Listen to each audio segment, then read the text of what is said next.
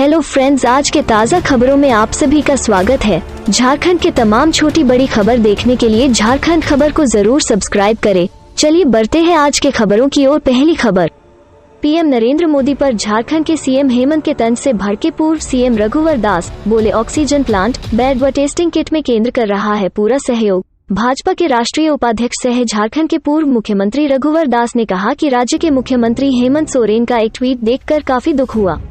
प्रधानमंत्री नरेंद्र मोदी ने झारखंड समेत देश के अन्य राज्यों के मुख्यमंत्रियों से कोरोना से संबंध में जानकारी लेने के लिए फोन किया था।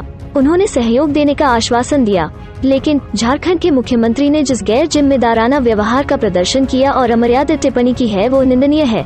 हर किसी के पद की एक गरिमा होती है, यह गरिमा मुख्यमंत्री ने गिराई है।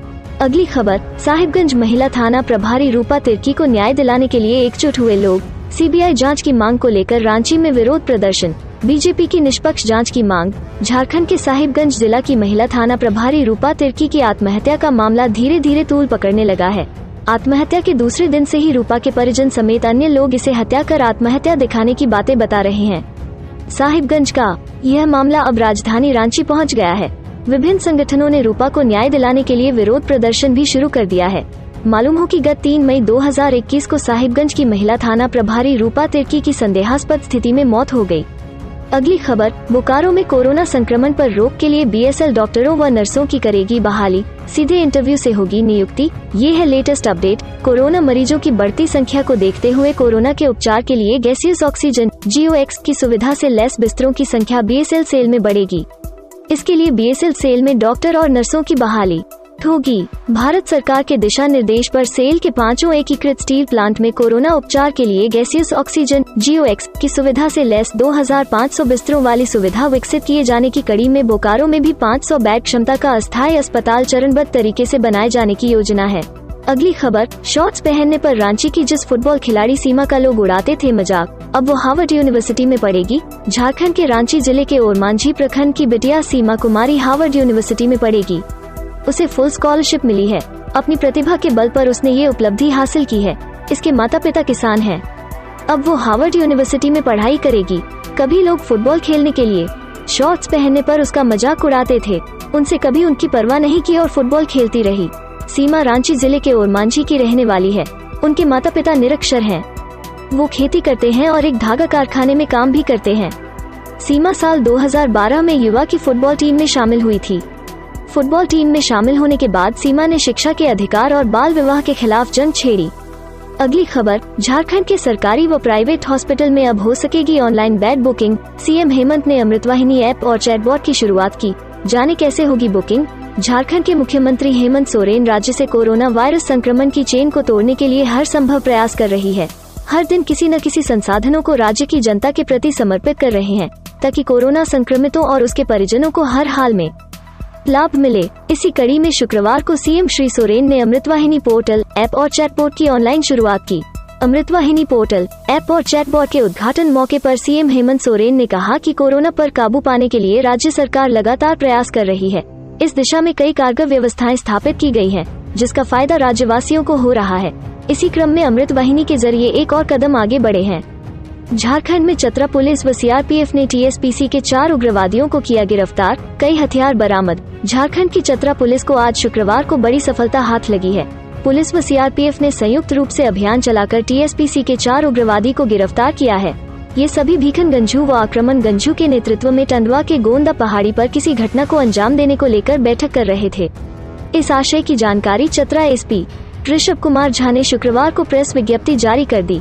चतरा एसपी ने बताया कि गुप्त सूचना के आधार पर एएसपी अभियान निगम प्रसाद की देखरेख में टीम गठित की गई थी, जिसका नेतृत्व सीआरपीएफ के समादेष्टा उत्तम कुमार, टंडवा थाना प्रभारी प्रमोद पांडेय, पिपरवार थाना प्रभारी ने किया। पुलिस को देखकर सभी उग्रवादी भागने लगे थे। अगली खबर, झारखंड के लातेहार में कोरोना के नाम पर फर्जीवाड़े का खुलासा। स्वस्थ व्यक्ति को भी बिना जांच कराए स्वास्थ्य विभाग बता दे रहा कोरोना पॉजिटिव। उपायुक्त से शिकायत। झारखंड के लातेहार जिले के गारू प्रखंड के रेफरल अस्पताल में ग्रामीणों के 1810 कोरोना सैंपल की फर्जी रिपोर्ट बनाकर एडजस्ट करने में स्वास्थ्य विभाग जुट गया है। 6 मई को स्वास्थ्य विभाग द्वारा जारी किए गए कोरोना पॉजिटिव लोगों की सूची में कई ऐसे लोगों के नाम व मोबाइल नंबर शामिल हैं, जिन्हें गारू प्रखंड निवासी बताया गया है। लातेहार रेलवे स्टेशन के व्यवसायी सुशील उदयपुरिया और छिपादोहा के रेलवे कर्मी शशिभूषण प्रसाद से पूछताछ के बाद इस मामले का खुलासा हुआ है। रेलवे स्टेशन के व्यवसायी सुशील उदयपुरिया ने बताया कि जब मैंने कोरोना की जांच ही नहीं कराई तो फिर मेरी रिपोर्ट पॉजिटिव कैसे आ गई है। चतरा के इटखोरी में प्याज की बम्पर उपज, फिर भी किसानों में है मायूसी, जाने क्या है वजह। प्रखंड के करनी गांव में इस साल प्याज की बम्पर उपज हुई है। बेहतर उपज से किसान गदगद हैं, लेकिन प्याज का उचित मूल्य नहीं मिलने से मायूस भी हैं। थोक भाव में 10 से 12 रुपए प्रति किलो की दर से धनबाद के व्यापारियों के पास बेच रहे हैं, जबकि खुदरा में प्याज 15 रुपए प्रति किलो बिक रहा है। किसानों का कहना है कि पिछले साल संपूर्ण लॉकडाउन के कारण काफी नुकसान हुआ था। ग्राहक व उचित मूल्य नहीं मिलने के कारण खेतों में ही प्याज फेंकना पड़ा था। इस साल उम्मीद जगी थी, लेकिन इस साल भी मायूसी हाथ लगी। प्याज का उचित मूल्य नहीं मिल रहा है, मजबूरी में औने पौने दाम में बेचना पड़ रहा है। अगली खबर, गुमला के युवा किसान कर रहे हैं तरबूज की खेती। 600 एकड़ में की जा रही है खेती, बन रहे स्वावलंबी। गुमला के युवा अब खेतीबाड़ी में दिलचस्पी दिखा रहे हैं, इसका फायदा भी मिल रहा है। खेती किसान कर युवा आर्थिक रूप से स्वावलंबी हो रहे हैं। इतना ही नहीं, दूसरे लोगों के लिए भी प्रेरणा स्रोत बन गए हैं। युवाओं में खेती किसान के प्रति यह दिलचस्पी कृषि विज्ञान केंद्र गुमला की पहल से आई है। युवा किसान धान के अलावा मौसम के अनुसार खेती बाड़ी करने में लगे हैं। फिलहाल में बड़े पैमाने पर युवा किसान तरबूज की खेती कर रहे हैं। घाघरा प्रखंड के कई गांव में खेती की जा रही है। कुराक गांव में संजय उरांव, सिरी उरांव, धर्मवीर एवं राजीव उरांव के द्वारा लगभग 3 एकड़ में तरबूज की खेती की गई है। उत्पादकता वृद्धि एवं कृषि विज्ञान केंद्र के द्वारा उर्वरक प्रबंधन कराया गया है। अगली खबर, झारखंड के शिक्षा मंत्री जगन्नाथ महतो के भाई वासुदेव महतो का हुआ अंतिम संस्कार। परिजनों से मिलने पहुंचे कृषि मंत्री बादल पत्रलेख ने बंधाया ढाढ़स। झारखंड के शिक्षा मंत्री जगन्नाथ महतो के भाई वासुदेव महतो के निधन के बाद गुरुवार की देर रात उनका अंतिम संस्कार किया गया।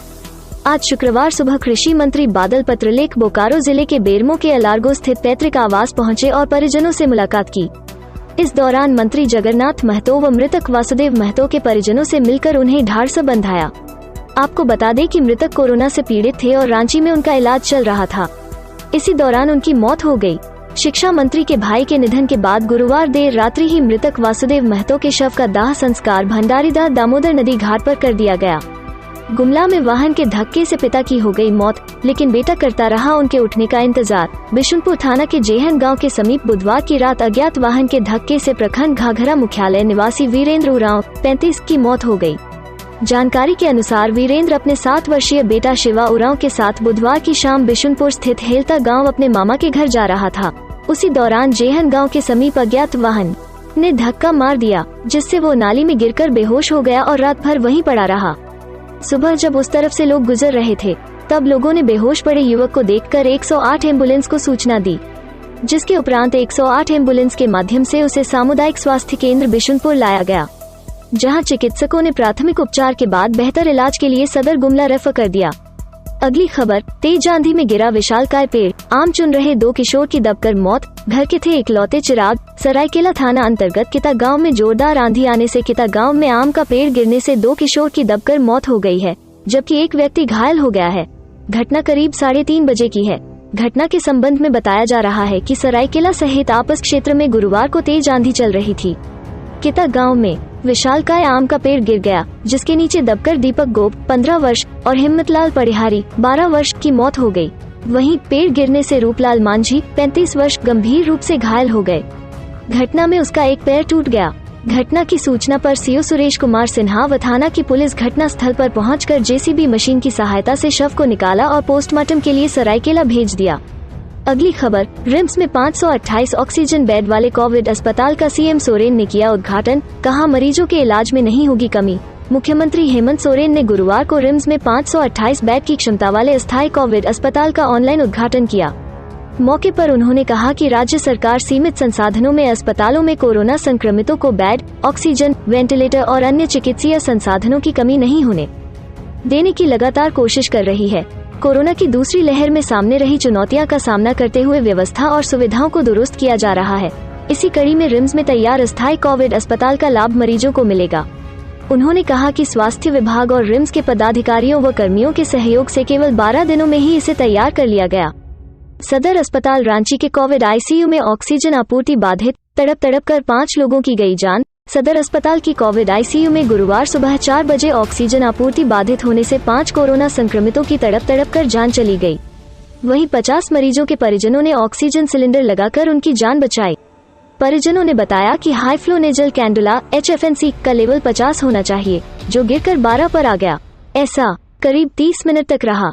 ऑक्सीजन आपूर्ति बाधित होते ही मरीजों का दम घुटने लगा। परिजनों ने ऑक्सीफ्लोमीटर देखा तो उनके होश उड़ गए। जिनके पास अपना सिलेंडर था उन्होंने मरीजों को लगा दिया। जिन 5 मरीजों के पास सिलेंडर नहीं था उनकी जान परिजनों के सामने चली गई। मृतकों के परिजनों ने अस्पताल प्रबंधन के खिलाफ जमकर नारेबाजी की। रांची और जमशेदपुर में कोरोना संक्रमित व्यक्तियों के बीच मुफ्त खाना बांट रहा पैराडाइज सोसाइटी। राजधानी रांची सहित झारखंड के कई जिले कोरोना संक्रमण से बुरी तरह प्रभावित हैं। कुछ कोरोना संक्रमित कोरोना वायरस ऐसे गरीब लोग भी हैं जिन्हें खाना भी नहीं मिल पा रहा है। वहीं कुछ घरों में परिवार के कई सदस्य कोरोना संक्रमित हो गए हैं। ऐसे में रांची और जमशेदपुर के ऐसे कोरोना मरीजों तक मुफ्त खाना पहुंचाने का जिम्मा पैराडाइज सोसाइटी पैराडाइज ने उठाया है। पैराडाइज सोसाइटी की ओर से गुरु का लंगा कार्यक्रम चलाया जा रहा है। इसके तहत ऐसे घरों तक मुफ्त खाना पहुंचाया जा रहा है। संस्था की ओर से बताया गया कि महामारी के इस भयावह दौर में कुछ ऐसे परिवार भी हैं जहां अधिकतर सदस्य कोरोना पॉजिटिव हो गए हैं और उनके घर में खाना बनाने वाला भी कोई नहीं है। आज के लिए इतना ही। आप सभी का शुक्रिया। कृपया चैनल को सब्सक्राइब और बेल आइकॉन क्लिक कर जुड़े रहे हमारे साथ। मिलते हैं अगले दिन कुछ और ताज़ा खबरों के साथ।